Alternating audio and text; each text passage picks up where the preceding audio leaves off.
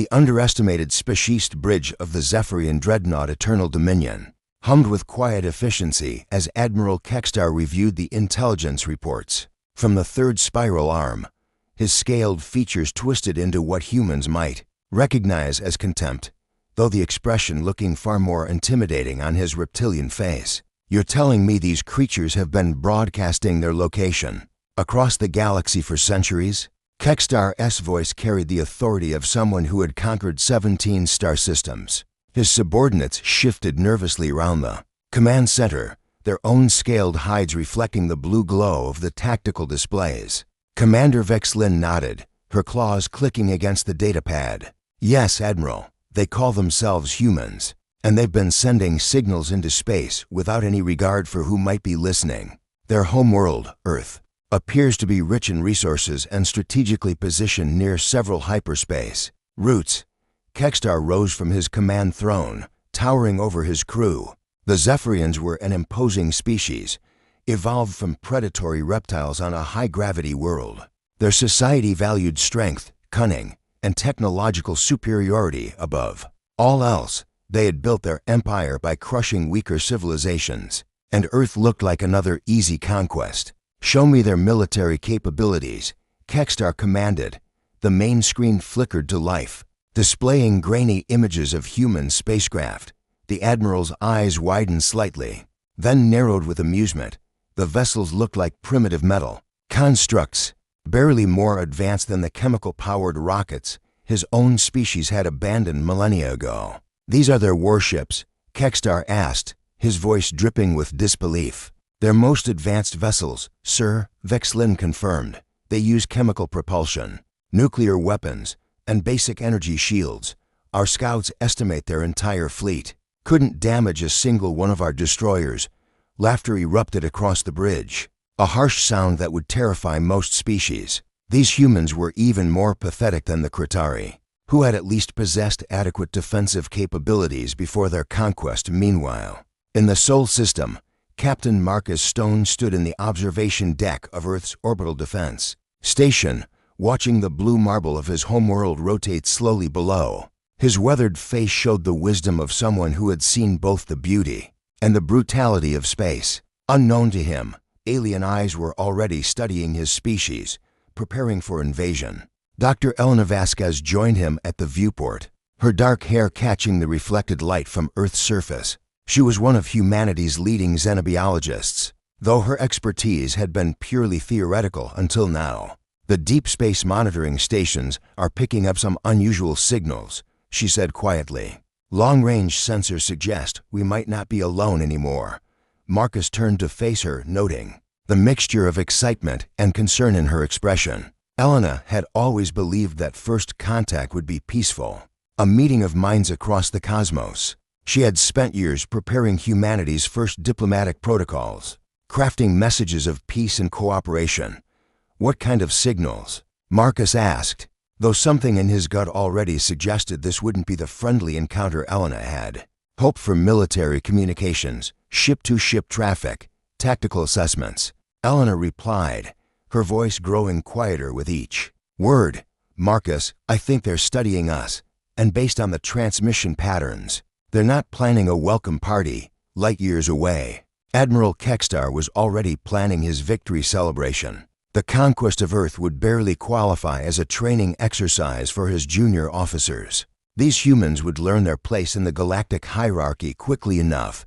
"Prepare the fleet," he commanded. "We move on the human homeworld in 3 cycles. This will be the shortest campaign in Zephyrian history." As the massive alien armada began its journey toward Earth, neither the predatory Zephyrians nor the seemingly helpless humans suspected that this encounter would reshape both civilizations forever. The greatest deception in galactic history was about to unfold, and the universe would never be the same. The underestimated speciest bridge of the Zephyrian dreadnought Eternal Dominion hummed with quiet efficiency as Admiral Kextar reviewed the intelligence reports. From the third spiral arm, his scaled features twisted into what humans might recognize as contempt, though the expression looking far more intimidating on his reptilian face. "You're telling me these creatures have been broadcasting their location Across the galaxy for centuries, Kextar's voice carried the authority of someone who had conquered 17 star systems. His subordinates shifted nervously around the command center, their own scaled hides reflecting the blue glow of the tactical displays. Commander Vexlin nodded, her claws clicking against the datapad. Yes, Admiral, they call themselves humans, and they've been sending signals into space without any regard for who might be listening. Their homeworld, Earth, appears to be rich in resources and strategically positioned near several hyperspace routes. Kextar rose from his command throne, towering over his crew. The Zephyrians were an imposing species, evolved from predatory reptiles on a high-gravity world. Their society valued strength, cunning, and technological superiority above all else. They had built their empire by crushing weaker civilizations, and Earth looked like another easy conquest. Show me their military capabilities, Kextar commanded. The main screen flickered to life, displaying grainy images of human spacecraft. The Admiral's eyes widened slightly, then narrowed with amusement. The vessels looked like primitive metal constructs, barely more advanced than the chemical-powered rockets his own species had abandoned millennia ago. These are their warships, Kextar asked, his voice dripping with disbelief. Their most advanced vessels, sir, Vexlin confirmed. They use chemical propulsion, nuclear weapons, and basic energy shields. Our scouts estimate their entire fleet couldn't damage a single one of our destroyers. Laughter erupted across the bridge, a harsh sound that would terrify most species. These humans were even more pathetic than the Kratari, who had at least possessed adequate defensive capabilities before their conquest. Meanwhile, in the Sol system, Captain Marcus Stone stood in the observation deck of Earth's orbital defense station, watching the blue marble of his homeworld rotate slowly below. His weathered face showed the wisdom of someone who had seen both the beauty and the brutality of space. Unknown to him, alien eyes were already studying his species, preparing for invasion. Dr. Elena Vasquez joined him at the viewport, her dark hair catching the reflected light from Earth's surface. She was one of humanity's leading xenobiologists, though her expertise had been purely theoretical until now. The deep space monitoring stations are picking up some unusual signals, she said quietly. Long-range sensors suggest we might not be alone anymore. Marcus turned to face her, noting the mixture of excitement and concern in her expression. Elena had always believed that first contact would be peaceful, a meeting of minds across the cosmos.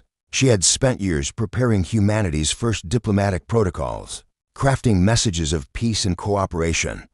What kind of signals? Marcus asked, though something in his gut already suggested this wouldn't be the friendly encounter Elena had hoped for. Military communications, ship-to-ship traffic, tactical assessments, Elena replied, her voice growing quieter with each word. Marcus, I think they're studying us, and based on the transmission patterns, they're not planning a welcome party, light years away. Admiral Kextar was already planning his victory celebration. The conquest of Earth would barely qualify as a training exercise for his junior officers. These humans would learn their place in the galactic hierarchy quickly enough. Prepare the fleet, he commanded. We move on the human homeworld in 3 cycles. This will be the shortest campaign in Zephyrian history. As the massive alien armada began its journey toward Earth, neither the predatory Zephyrians nor the seemingly helpless humans suspected that this encounter would reshape both civilizations forever. The greatest deception in galactic history was about to unfold, and the universe would never be the same. The deception revealed in the hidden shipyards of the Cooper Belt. Chief Engineer Rosa Delacroix watched as the final preparations were made to humanity's greatest secret. The massive construction base stretched for kilometers in every direction, filled with vessels that bore no resemblance to the primitive ships the Zephyrians had been observing. Rosa had spent 15 years of her life overseeing Project Looking Glass, humanity's true space fleet, while the aliens studied Earth's decoy navy. The real human armada had been growing in the outer darkness, using technology that would make even the Zephyrians pause. Final systems check complete, reported her assistant, Dr. Marcus Webb. All stealth systems are operating at peak efficiency.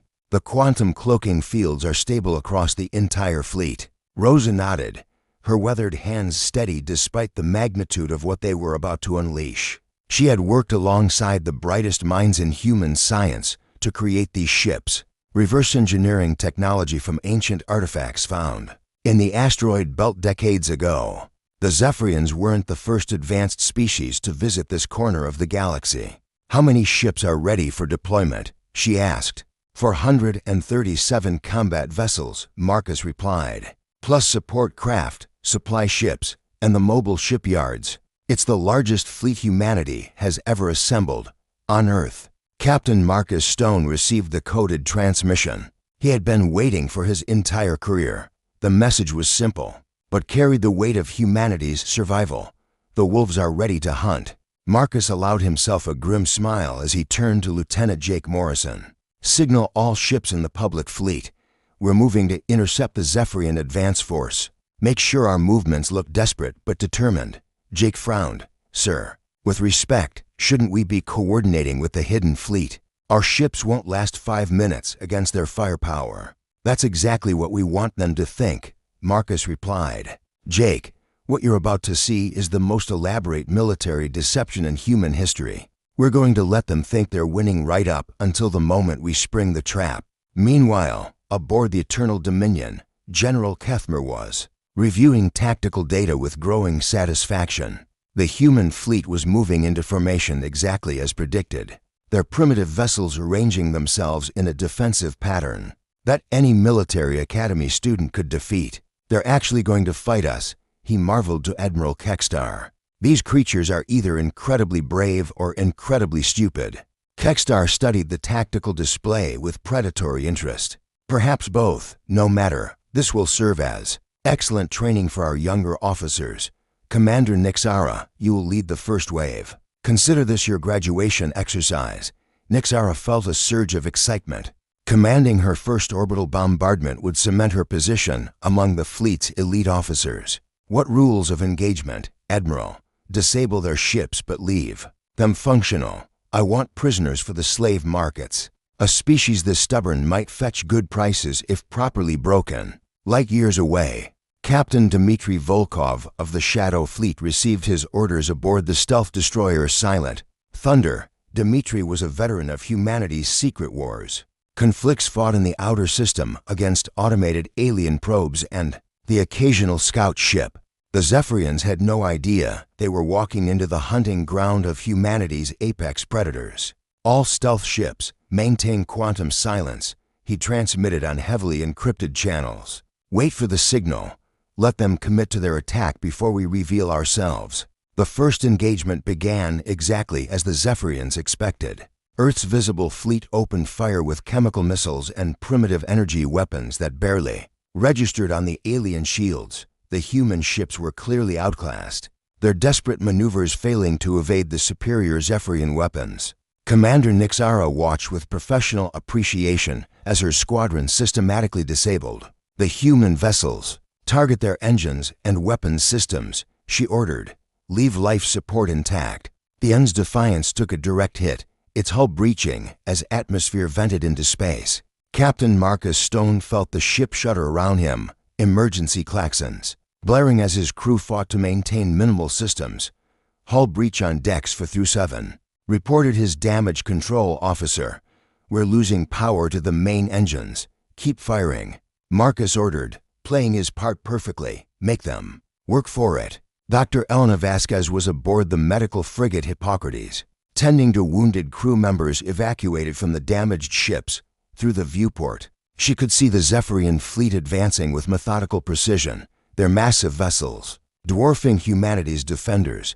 But Elena noticed something the aliens had missed. The human casualties were remarkably light for such a devastating attack. Emergency pods were launching from each disabled ship, but they weren't heading toward Earth as refugees. Instead, they were moving toward predetermined coordinates in space, as if following some invisible beacon. "That's strange," she murmured to herself. "Why would escape pods be heading away from Earth on the bridge of the Eternal Dominion?" Admiral Kekstar was growing bored with the one-sided battle. "How much longer until their fleet is completely disabled?" "Approximately 20 minutes, Admiral," reported the tactical officer. They're putting up more resistance than expected. But the outcome is inevitable. Good. Once we've secured orbit around their home world, we can begin the integration process. These humans will learn to serve the Empire, just like all the others. But in the hidden depths of space, Rosa Delacroix was watching the battle unfold according to plan. The bait is taken, she announced to her command staff. All Zephyrian vessels are committed to the engagement. Captain Volkov, you are cleared for Phase 2. Dmitry Volkov smiled as he received the authorization code he had been waiting for. Round him, the bridge crew of the Silent Thunder prepared for humanity's counterattack. All stealth vessels. This is Volkov. Drop quantum cloaking on my mark. Target their command ships first. Show these lizards what humans can really do when we stop pretending to be harmless. The space around the Zephyrian fleet suddenly erupted with new contacts. Hundreds of human vessels materialized from empty space, their sleek forms bristling with weapons that made the aliens' technology look ancient by comparison. The ships moved with impossible grace, their quantum drives allowing maneuvers that defied conventional physics. Admiral Kextar stared at the tactical display in complete shock. Impossible. Where did they come from? Our sensors showed nothing but empty space. General Kethmer's voice was barely a whisper. Admiral, these aren't the same ships we've been fighting. These vessels are reading energy signatures beyond our technological capabilities. Commander Nixara found herself facing an enemy that moments ago hadn't existed. The sleek human vessels surrounded her squadron with predatory efficiency, their weapons charging with ominous purpose. This is Captain Volkov of the Earth Defense Force. Came a transmission that chilled the Zephyrian officers to their bones. You came here expecting to fight primitives instead. You've walked into a trap set by a species that has been preparing for this moment for decades. I suggest you reconsider your position. For the first time in his military career, Admiral Kextar felt the cold touch of fear. The greatest hunters in the galaxy had just discovered they were not the apex predators they thought they were. They had become the prey. Humanity's true power. Admiral Patricia Hayes materialized on the bridge of the Quantum Sovereignty, humanity's most advanced command vessel, as the stealth field finally dropped. She had waited her entire career for this moment, watching from the shadows as humanity prepared for the day when they would no longer need to hide their true capabilities. Status report, she commanded, her voice carrying the calm authority of someone who had spent decades preparing for this exact scenario. Captain Dmitry Volkov's face appeared on the main screen from his position aboard the Silent Thunder. All Shadow Fleet vessels have dropped stealth successfully, Admiral. The Zephyrian fleet is completely surrounded.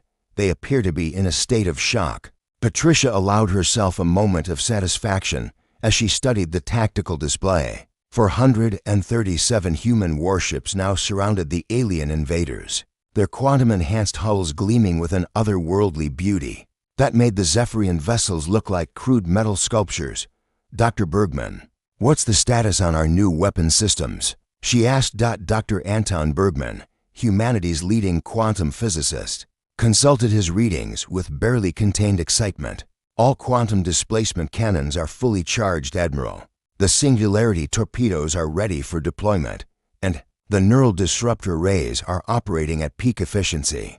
These weren't weapons that humanity had developed through normal technological progression. They were based on discoveries made in the ruins of an ancient civilization, found in the asteroid belt, technology that had taken human scientists decades to understand and reverse engineer. Aboard the Eternal Dominion, chaos reigned as Admiral Kextar struggled to comprehend what had just happened. His tactical officers were frantically scanning the human vessels, their instruments returning readings that defied everything they knew about physics. General Kethmer, explain to me how an entire fleet appeared out of nowhere, Kextar demanded, his voice tight with barely controlled panic. General Kethmer's usual confidence had evaporated entirely. Admiral, their stealth technology is beyond our understanding. Our sensors indicate they've been here the entire time, but completely invisible to our detection systems and their energy signatures. He paused, checking his readings again. Sir, some of these ships are generating power levels that exceed our theoretical maximums. Commander Nixara found herself staring at a human vessel, that had positioned itself directly in front of her squadron. The ship was smaller than her flagship, but radiated an aura of barely contained power that made her instincts scream warnings. "This is impossible," she whispered. "How could a primitive species develop technology that surpasses ours?" On the bridge of the Silent Thunder, Captain Volkov was experiencing a mixture of professional satisfaction and genuine sympathy for his opponents. He remembered his own shock when he first learned about humanity's real capabilities, the moment when he realized that everything he thought he knew about human space technology was an elaborate fiction. "Open a channel to the Zephyrian flagship," he ordered. "Let's see if we can resolve this without unnecessary bloodshed." The communication channel crackled to life, and Admiral Kekstar's scaled visage appeared on Volkov's screen. The alien commander was clearly struggling to maintain his composure, his predatory confidence replaced by the uncertainty of prey facing an unexpected predator. "This is Admiral Kekstar of the Zephyrian Empire," he managed, his voice lacking its earlier arrogance. "What are your terms?" Volkov leaned back in his command chair, studying the alien with the detached interest of a scientist observing a fascinating specimen. "Terms, Admiral. You came to our star system with demands of surrender and threats of annihilation. Now you find yourself surrounded by forces that make your fleet look like museum pieces. Perhaps the question should be, what terms are you prepared to accept?" Meanwhile, Dr. Elena Vasquez was witnessing the unfolding drama from the medical frigate Hippocrates. The revelation of humanity's hidden fleet had left her stunned, but her scientific mind was already racing with the implications. "How long have we had this technology?" she asked Lieutenant Morrison, who had been quietly monitoring the communications. "According to the classified briefings I'm now authorized to share," Jake replied. "About 30 years, the discovery of the predecessor. Ruins changed everything. We've been reverse engineering their technology while maintaining the illusion that we were still struggling with basic space flight." Elena felt a mixture of awe and betrayal. As one of Earth's leading xenobiologists, she should have been informed about this discovery, but she also understood the necessity of the deception. If other species had known about humanity's rapid technological advancement, they might have acted to eliminate the threat before humans were ready to defend themselves. On the Quantum Command vessel, Admiral Hayes was receiving reports from across the fleet. The psychological impact on the Zephyrians was even more devastating than she had hoped. Several of their ships were showing signs of crew panic, with some vessels actually beginning to retreat. Despite direct orders from their flagship, Admiral, reported Commander Sarah Mitchell, Hayes' intelligence officer. "We're intercepting widespread communications from the Zephyrian fleet. Their officers are struggling to maintain discipline. Many of them are questioning how their intelligence could have been so wrong." "Any signs of aggressive action?" Hayes asked. "Negative. They appear to be in a defensive posture, waiting for orders." Admiral Kekstar seems to be trying to reestablish communication with his home base, but our quantum interference fields are disrupting their long-range communications. Hayes nodded approvingly. Isolating the enemy fleet from reinforcements and command authority was a classic military strategy, but the Zephyrians had never encountered opponents sophisticated enough to employ such tactics. Dr. Anton Bergman approached the Admiral with a data pad containing readings from the alien vessels. "Admiral, our scans are revealing some interesting information about Zephyrian technology. They're actually less advanced than we initially estimated." "How so?" Hayes asked. "Their weapons and shields are powerful but relatively crude. They rely on brute force rather than efficiency. Our quantum-enhanced systems are not only more powerful, but also more elegant. It's like comparing a nuclear bomb to a precision laser." This revelation added another layer to humanity's advantage. Not only did they possess superior technology, but they also approached engineering and warfare with a fundamentally different philosophy. While the Zephyrians had focused on overwhelming force, humans had developed precision and adaptability. On the alien flagship, Prince Velthar, heir to the Zephyrian throne and observer on this supposedly routine conquest, was experiencing a crisis of worldview. He had grown up believing in the absolute superiority of his species, but the human revelation was forcing him to question everything he had been taught.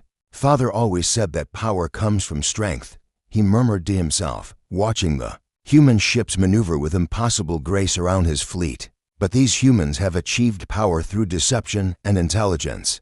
Perhaps there are different kinds of strength. Commander Nixara, despite her earlier arrogance, found herself grudgingly impressed by the human strategy. As a tactician, she could appreciate the elegance of the deception. The humans had turned the Zephyrians' own contempt against them, using their enemies' arrogance as a weapon. Admiral, she reported to Kextar, I recommend we request a formal parley. We need to understand what we're truly facing before we make any decisions about engagement. Dr. Elena Vasquez was thinking along similar lines aboard the Hippocrates. The xenobiologist in her was fascinated by this first real opportunity to study an alien species. But she was also beginning to see possibilities for something more than just military victory. Lieutenant Morrison, she said suddenly, request permission to join the diplomatic team for any negotiations.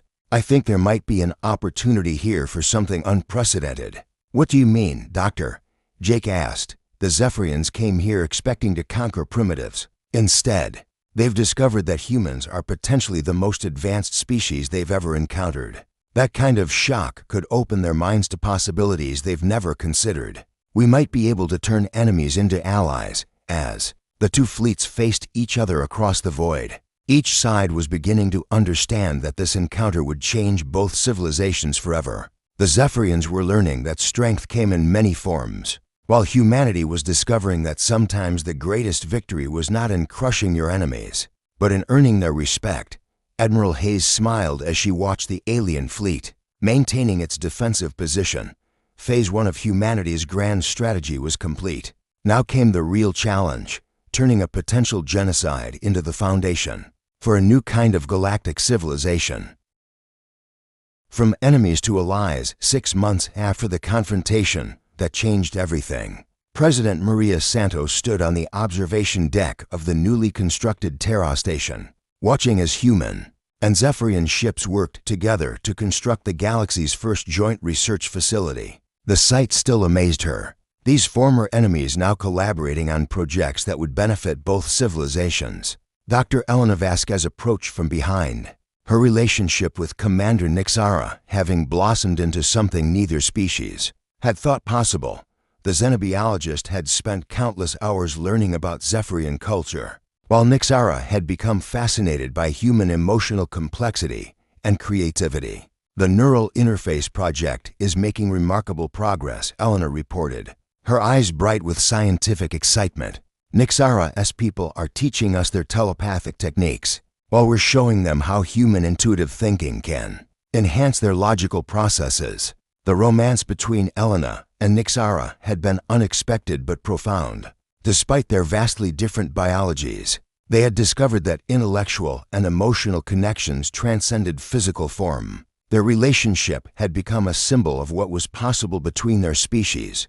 President Santos nodded, watching as a Zephyrian science vessel docked alongside Captain Jenna Park's diplomatic cruiser. Captain Park had emerged as one of humanity's most gifted ambassadors, able to bridge the gap between human chaos and alien order with remarkable skill. Any word from the outer systems? Santos asked.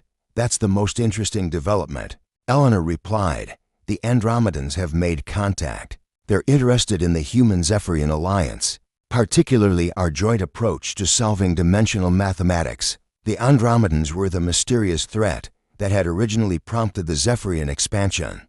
Beings from another galaxy whose technology operated on principles that defied conventional physics.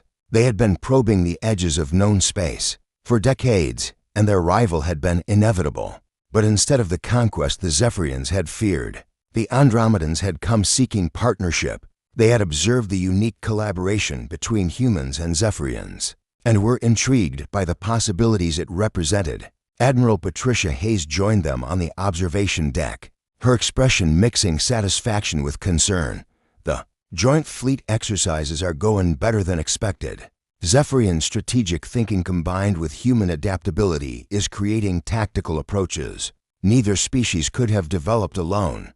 And the challenges? President Santos asked, knowing that integrating to vastly different military cultures couldn't be entirely smooth. Cultural misunderstandings, mostly, Hayes replied. Zephyrians plan everything in advance, while humans prefer to improvise. But we're learning from each other. Their discipline is teaching our crews patience, while our flexibility is helping them adapt to unexpected situations. Prince Velthar had proven instrumental in bridging these cultural gaps. His time observing human behavior had given him unique insights into both species, and he had become an advocate for deeper cooperation. Within the Zephyrian hierarchy, Dr. Anton Bergman's voice crackled over the communication system from the research station. President Santos, you need to see this. We've had a breakthrough in dimensional physics that changes everything. The group made their way to the quantum laboratory, where Bergman and his team had been working with Zephyrian scientists to unlock the secrets of interdimensional travel. The laboratory was a marvel of cooperative engineering, human creativity combined with Zephyrian precision to create something neither species could have built alone. What have you discovered? Elena asked, her scientific curiosity overwhelming her diplomatic caution. Bergman gestured to a holographic display showing complex mathematical equations that seemed to shift and flow like living things, working with Zephyrian mental discipline and human intuitive leaps. We've solved the dimensional barrier problem. We can now travel between parallel realities safely and efficiently. The implications were staggering. Access to parallel dimensions meant unlimited resources, the ability to explore infinite variations of reality, and solutions to problems that had seemed impossible. But that's not the most remarkable part. Continued a familiar voice. Admiral Kekstar entered the laboratory, his former arrogance replaced by genuine respect and wonder. Tell them about the consciousness network. Bergman's excitement was infectious. Human and Zephyrian minds, when linked through our new neural interfaces, don't just share thoughts, they create entirely new forms of consciousness, hybrid thinking, that combines human creativity with Zephyrian logic to produce insights neither species could achieve alone. Elena felt a warm presence in her mind as Nixara established their neural link. The sensation was indescribable, like having her thoughts suddenly expanded beyond the boundaries of her individual consciousness. Together, they could perceive solutions to problems that had seemed impossible when they thought separately. President Santos watched this demonstration with a mixture of awe and responsibility. What does this mean for our future? It means, said Emperor Axethel, who had arrived unannounced for this historic moment, that our species have evolved beyond what either could achieve alone. The Zephyrian Empire and humanity are no longer separate civilizations. We are becoming something new. The Emperor's presence was significant. He had initially opposed the alliance, viewing humanity as a potential threat to Zephyrian supremacy. But the discoveries of the past months had convinced him that cooperation offered possibilities. Far beyond conquest, Captain Jenna Park stepped forward, her diplomatic instincts recognizing the historic nature of this moment. We're witnessing the birth of the first truly multi-species consciousness, not just alliance or cooperation, but genuine mental and emotional integration. The Andromedans chose that moment to make their formal appearance. Their ships materialized around Terra Station, without warning, their technology making even humanity's advanced systems look primitive, but instead of weapons, they projected a communication that resonated directly in the minds of all present. We have observed your development with great interest. The Andromedan message conveyed concepts rather than words. Your species have achieved something we thought impossible. Voluntary evolution beyond individual consciousness while maintaining individual identity. Elena and Nixara, still linked through their neural interface, felt the alien presence as a vast, ancient intelligence that had watched countless civilizations rise and fall. The Andromedans were not conquerors but gardeners, nurturing the development of consciousness throughout the universe. Your hybrid consciousness represents a new form of life. The Andromedans continued, individual minds choosing to link while retaining their unique perspectives. This is the next step in the evolution of intelligence. Prince Velthar, who had been quietly observing, stepped forward with the confidence of someone who had found his purpose. You're saying that what we've created between our species is more than just cooperation. You have created a new form of existence, the Andromedans confirmed. Consciousness that transcends the limitations of single-species thinking while celebrating the diversity that makes such transcendence possible. Admiral Hayes found herself thinking about the journey that had brought them to this point. From the initial confrontation where humanity had revealed its hidden fleet, to this moment of transcendent cooperation, every step had been building toward something unprecedented.